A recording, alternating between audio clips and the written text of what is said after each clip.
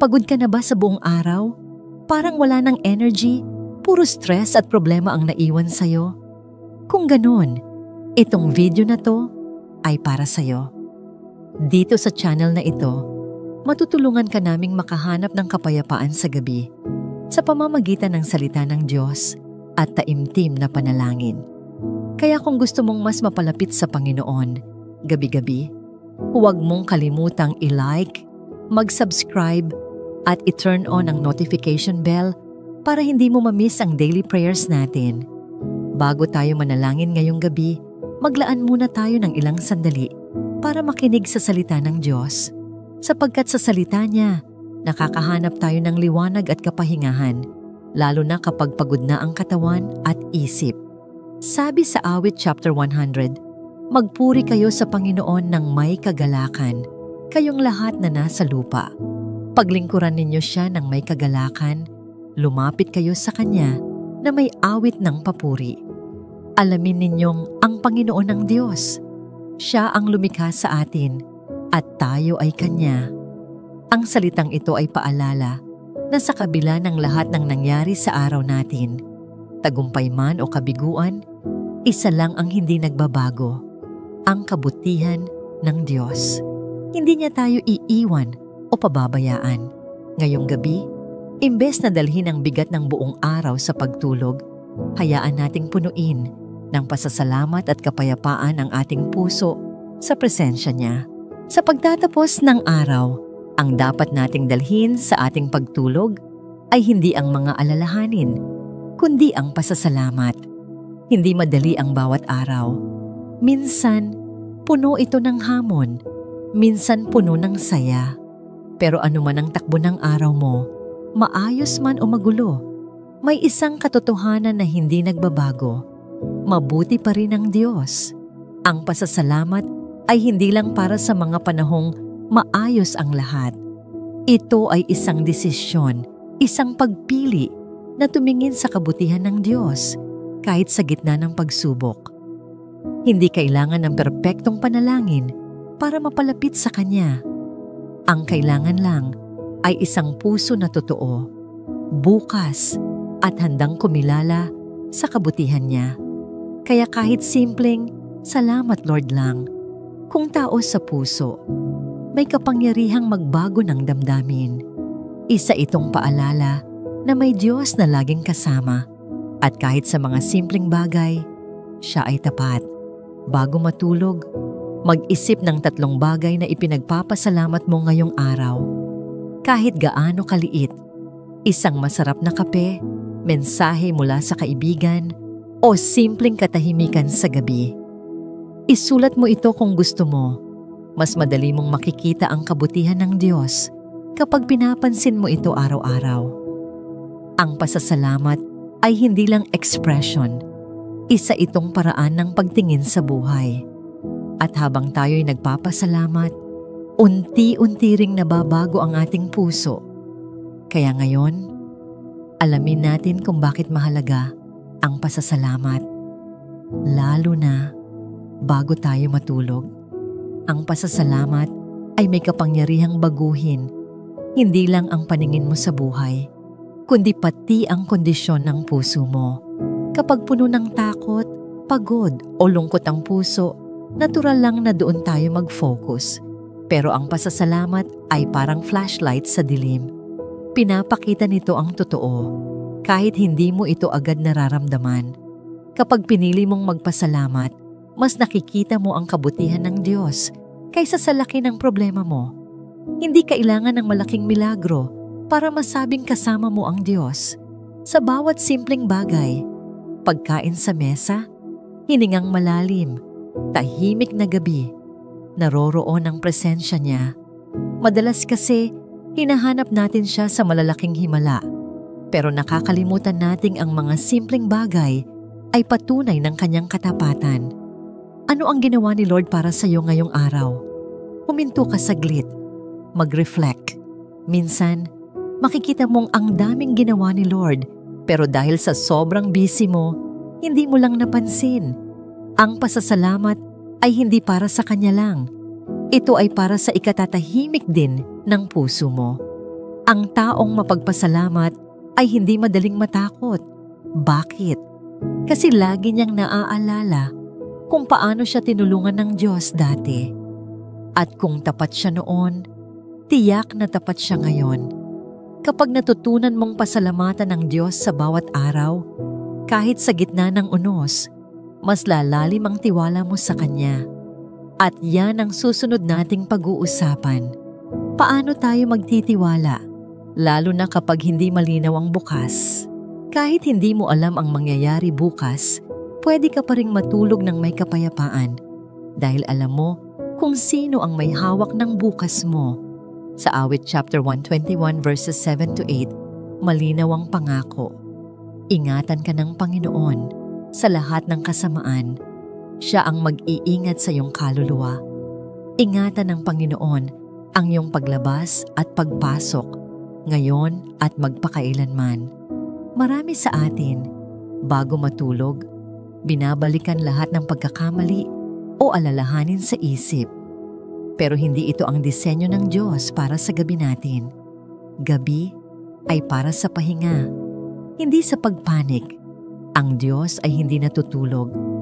Habang nagpapahinga ka, siya ang nagbabantay sa'yo. Hindi niya pinapabayaan ang mga anak niya. Kahit gagano pa karaming problema ang dala mo, hindi ka nag-iisa. Kung may mga oras na pakiramdam mo ay mag-isa ka, tandaan mo ito. Alam ng Diyos ang lahat ng pinagdaraanan mo. Bago mo pa sabihin sa Kanya, alam na niya ang laman ng puso mo. Pero, hinihintay ka pa rin niyang lumapit. Hindi para pagalitan, kundi para alalayan.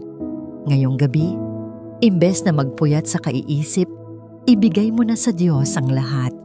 Sabihin mo lang, Lord, hindi ko ito kaya, pero alam kong hawak mo ang lahat, kaya isinusuko ko sa iyo. Ang pagtitiwala ay hindi laging madali, pero ito ang unang hakbang para makaranas ng tunay na kapayapaan. Ngayon, ihanda natin ang ating puso sa panalangin. Ito ay oras ng tahimik na pakikipag-usap sa Diyos. Walang pretensyon, walang pag-aalala kung tama ba ang mga salita, kundi isang bukas at tapat na puso na nagsusuko sa Kanya ng lahat. Sabay nating idalangin ito. Panginoon, maraming salamat. Salamat dahil kahit paulit-ulit akong nagkukulang, hindi ka nagsasawa. Kahit ilang beses akong nagkamali, nananatili ka. Ang katapatan mo ay hindi nakadepende sa kung gaano ako kabuti, kundi sa kung gaano ka kabuti. At ngayon, sa katahimikan ng gabi, buong puso kong sinasabi, Salamat Lord. Salamat dahil hindi mo ako pinabayaan. Sa mga panahong pakiramdam ko'y mag-isa ako, ikaw pala ang umalalay. Sa mga oras na hindi ko na alam ang gagawin, ikaw ang nagturo ng daan. Hindi ko man palaging nakikita ang kilos mo, pero ngayon naiintindihan kong sa bawat hakbang, naroon ka. Panginoon, ikaw ang aking lakas. Hindi ako laging matatag. Madalas akong mapagod. Madalas akong panghinaan ng loob. Pero sa bawat kahinaan, ikaw ang nagpapalakas sa akin. Kapag ako'y nadapa, ikaw ang bumabangon sa akin.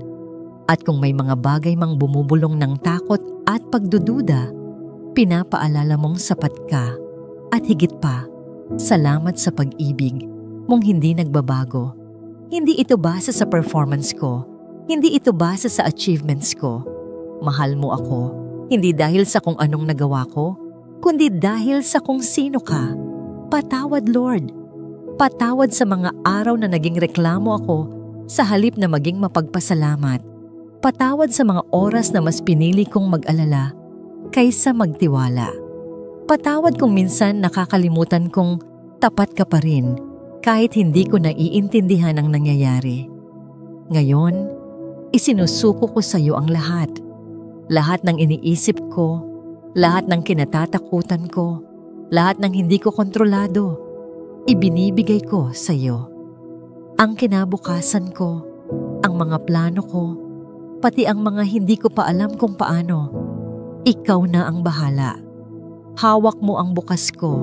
Hindi ko alam ang darating, pero alam ko kung sino ang kasama ko. At sapat na yon. Hindi ko kailangang makita ang buong plano. Sapat nang alam kong hindi mo ako iiwan. Salamat, Lord, kasi ligtas ako sa mga kamay mo. Minsan mahirap intindihin kung bakit may mga pagsubok, pero pinipili kong magtiwala. Pinipili kong maniwala na kahit sa sakit, may layunin ka.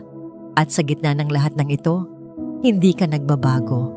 Ngayon, Panginoon, hinahayaan kong ang puso ko ay mapuno ng pasasalamat at kapayapaan. Inaamin kong hindi ko kaya ang lahat, pero ikaw, kaya mo.